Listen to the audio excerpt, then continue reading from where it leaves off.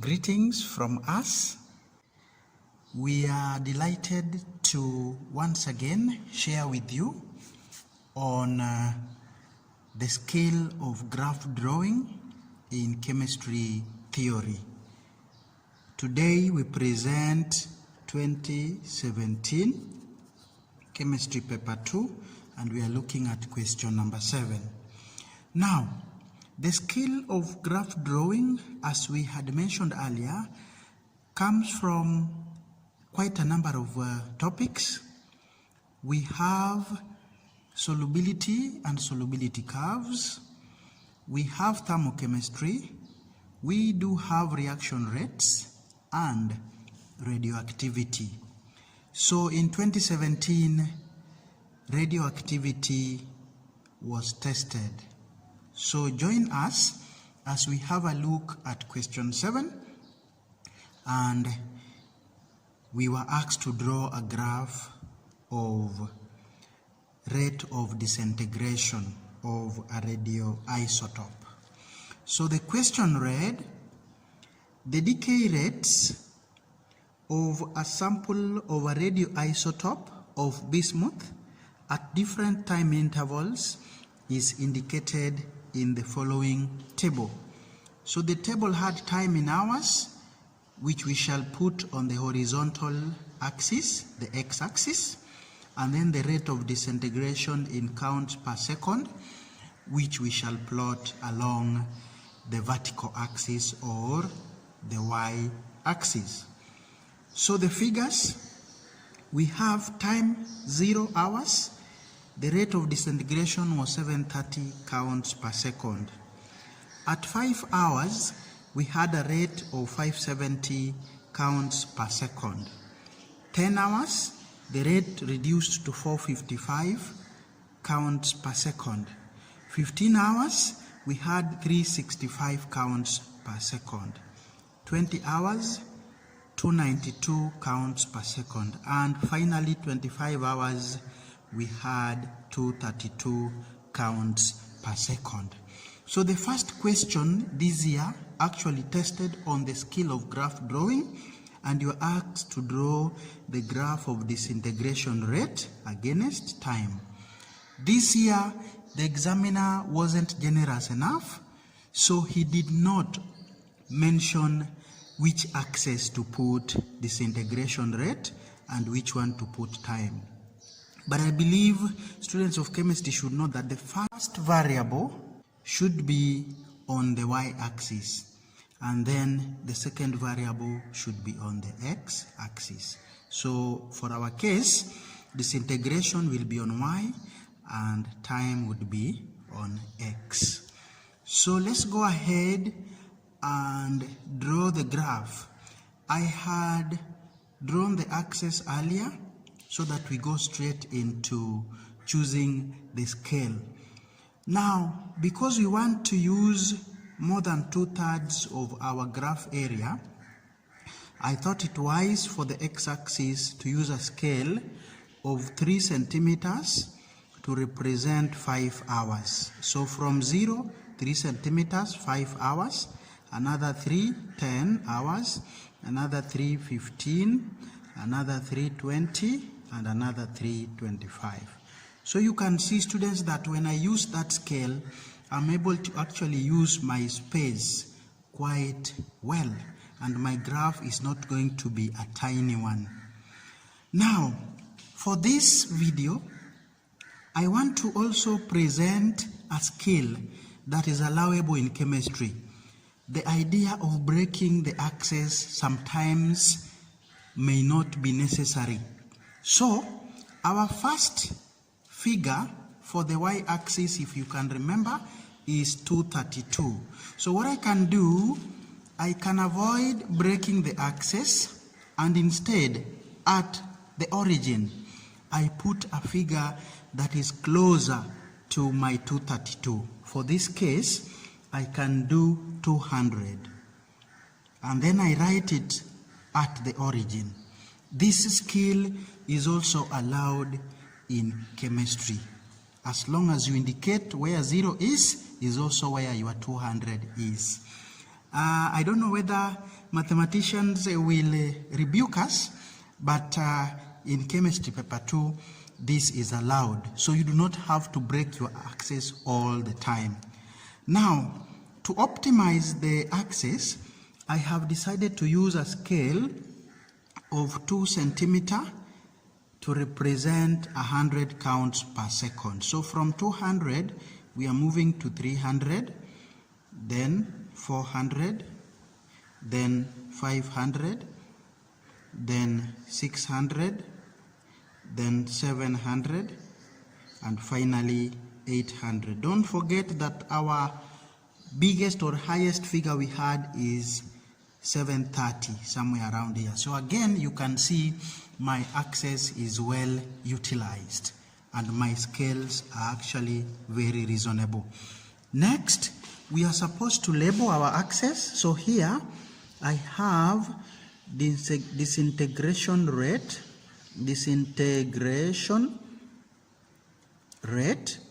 and we said earlier that if possible, give us the units, CPS, counts per second.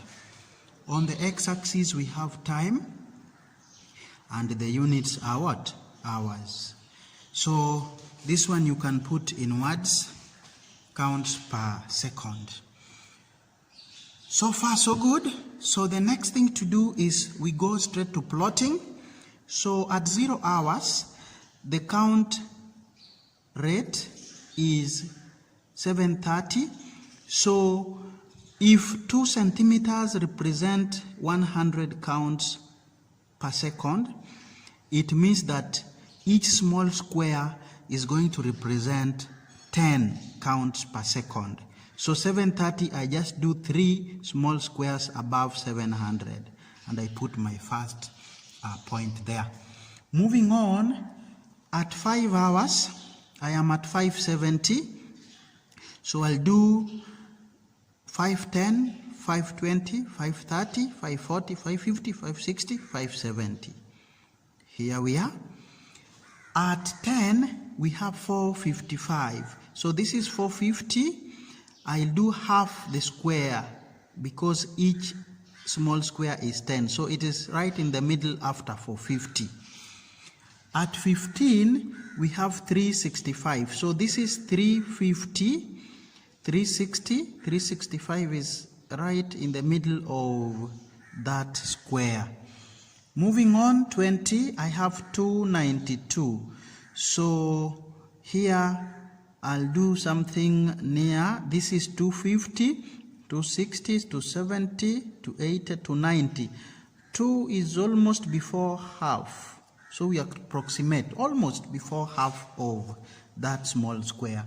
And finally, 25 hours, I have 232. So this is 200. I'll do 1, 2, 3, and almost before half of it. Those are my plots. The next thing we do, and because this is a curve, is to join using freehand, and we make sure that our curve is as smooth as possible. So here we are, we join using a smooth curve,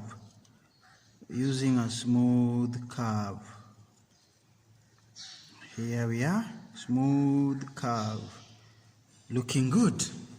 So that becomes our graph of disintegration rate against time, looking quite good. So the marks that were awarded for that work is 3. Let me now explain how the 3 marks were scored. So as usual, the first mark came from plotting, and we always count the number of plots to be made. For our case, 1, 2, 3, 4, 5, 6. So if you did 6 points and correctly, we would give you 1 mark. If you did 1 point less, you get half, and anything less than 5, that would earn you no mark at all. The second mark came from the choice of scale. And here, as usual, we do half for each axis. If you have gotten for X, and here I want to advise, make sure you use your area generously. You do not have to use the scale I've used, but please make sure your area is used generously. It's used so that 2/3 of that line has been utilized. So if you did X and Y, we would give you a half each, totaling to 1 mark. And finally, the third mark came from the smooth curve. This is 1. So total 3.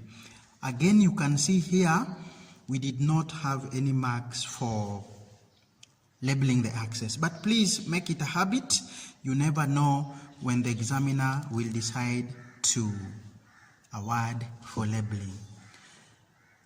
Good. So let's use our graph to answer the questions that were asked based on the graph. And somebody is asking us, determine the half-life of bismuth. Half-life simply means the amount of time it takes for this disintegration rate to reduce to half the original value. So, if you look at our table had two values where one is half the other. We had 730 and 365. This 365 is a half 700. So obviously our half-life is 15 hours. Even without drawing, you can tell. But this one was a special case for 2017. Maybe next time they are not going to give you a disintegration rate where one is half the other. This was a special case. So we are not supposed to answer without the graph. So even if you know 365 was half 730, you still have to show us that you have used your graph. So we are going to look at the time when the rate was 730, and we've agreed it is 0 minutes. Then we will go for half of 730, we get 365. So here we shall read the time it takes for the disintegration to be 365. So this is 350, 360, 365 is in the middle there. So you have to show us evidence that you have read your graph. So just take a ruler and show us that you have actually read the value from your graph. So here we are, right in the middle there. And you can see if you are accurate, your value just reads or coincides with 15, which was in the table. So we are not saying that that was only available option. You can pick any two values here where one is half the other or where one is double the other. For instance, somebody can also go for 600 and 300. And always remember to show evidence. So if I were the person or the student who would wish to use 600 and 300, I would show the examiner that I've read these times. So 600, how much time was it? So I'll show here.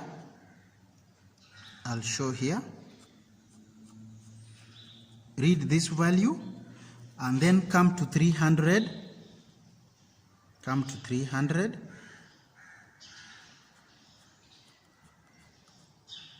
And then read the next value. So to get half-life, you are going to subtract time 2 from time 1.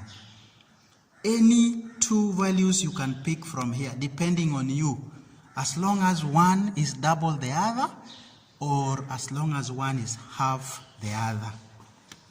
Good. I hope you have seen the trick of getting half-life from the graph. So for our case, we will simply use 703.65. So it will be 15 hours minus 0 hours, and I get 15 hours.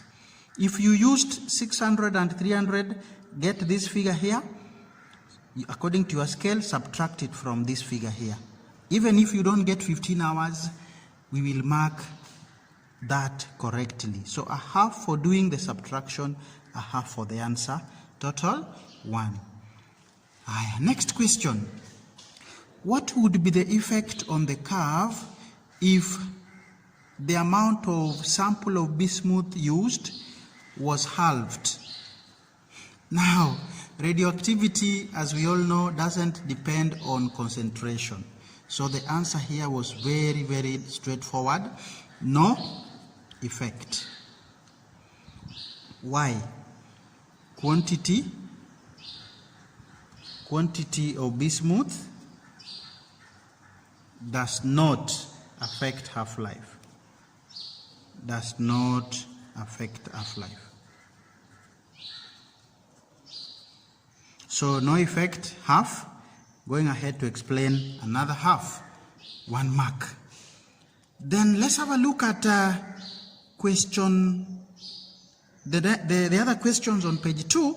You can see that for this year, the graph was only used to get a half-life. The rest were being asked on general knowledge on the topic radioactivity. So let's have a look at page 2 to see what other questions were asked. And here we are. So we were asked, radioactivity has several applications. State one application of radioactivity in medicine, agriculture, tracers, nuclear power station. So we have quite a number here for each question that was asked. We shall start with medicine. So medicine, we can use radioactivity to sterilize surgical instruments. That's the first instruments. To sterilize surgical instruments. We can also use radioactivity in radiotherapy. Here, radiotherapy. Here people normally confuse radiotherapy with chemotherapy. Chemotherapy is using chemicals. It has nothing to do with radioactivity. So please don't confuse radiotherapy with chemotherapy. So here we use it to destroy cancerous cells. That is what we call radiotherapy. You use radioactivity to destroy cancerous cells. Another use in medicine is to provide power to heart pace setters, those tiny instruments that is given to those with heart problems to help in heartbeat. So you are asked just one, please pick any of those 3. Coming to agriculture, we also have quite a number. We can use radioactivity to monitor photosynthesis. We can also use radioactivity to preserve foodstuffs. So here we are using them to kill microorganisms. And here we normally use gamma rays. Though there is danger, if these rays can maybe accumulate in the foodstuffs, then when humans consume them, we are at danger of getting cancerous tissues. We also have to monitor rate of absorption. We can use radioactivity in agriculture to monitor rate of absorption of fertilizers, of course, by plants. Okay, you are asked one, choose one there. Moving on to tracers, we have detecting leakages in either water or oil pipes. And then in tracers, we can also use radioactivity to detect what we call defects in body organs. But please take note that here the exposure to the radiations are highly controlled. because if we do not control, then surely even the healthy cells will actually get affected and become cancerous. To nuclear power station, we only have one application, and here is to generate electricity. Good. The last question on that, we were asked to state 2 dangers associated with radioactivity. There are many. So a student could think of causing skin cancer. We can also think of radioactivity causing genetic mutations. We can also think of radioactivity being weapons of mass destruction. Those who do history, we know what happened. I don't know whether it was World War I or World War II. Hiroshima and Sijui, Nagasaki, or whichever place it was. Then we also have environmental pollution.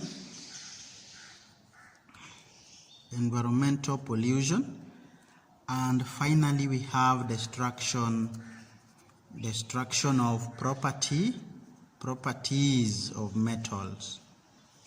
This is another danger associated with radioactivity.